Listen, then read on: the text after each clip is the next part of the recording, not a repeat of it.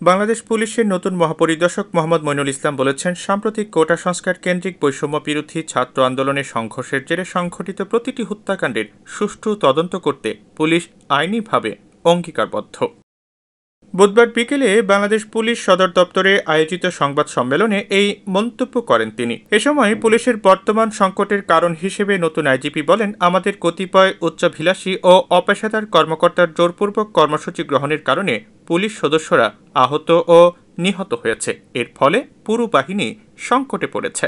আমরা এখন থেকে আমি নিশ্চিত করতে পারি, নিশ্চিত করে আপনাদের বলতে চাই, আপনাদের মাধ্যমে দেশবাসীকে বলতে চাই, আমাদের উপর অর্পিত আইনি সকল দায়িত্ব পালনে আমরা দৃঢ়ভাবে অঙ্গীকারবদ্ধ থাকব। বৈষম্য বিরোধী ছাত্র আন্দোলন কেন্দ্র করে সাম্প্রতিক সময়ে ছাত্র, সাধারণ মানুষ, পুলিশ সহ প্রতিটি হত্যাকাণ্ড যেখানে সংঘটিত হয়েছে তার সুষ্ঠু এবং নিরপেক্ষ তদন্ত করতে আমরা আইনিভাবে দেশের যে কোনো প্রয়োজনে পুলিশ বাহিনী পেশাদারিত্বের সাথে জনগণের পাশে দাঁড়িয়েছে জানিয়ে আইজিপি বলেন, সর্বশেষ বৈষম্য বিরোধী ছাত্র আন্দোলনে পুলিশ জনগণের প্রত্যাশা পূরণ করতে পারেনি, সেই জন্য আমরা ক্ষমা প্রার্থী।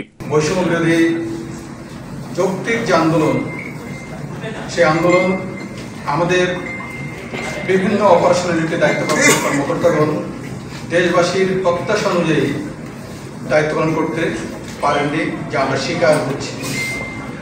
এই জন্য বাংলাদেশ পুলিশের পক্ষ থেকে আমি পুলিশ প্রধান হিসেবে আন্তরিকভাবে দুঃখ প্রকাশ করছি।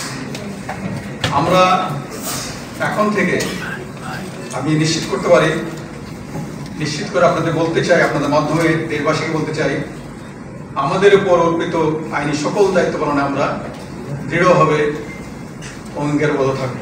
পুলিশ যেন আরও বেশি জনবান্ধব হতে পারে সেই জন্য উদ্যোগ গ্রহণ করা হয়েছে জানিয়ে পুলিশ প্রধান বলেন, আমরা ইতিমধ্যে সংস্কারের উদ্যোগ নিয়েছি।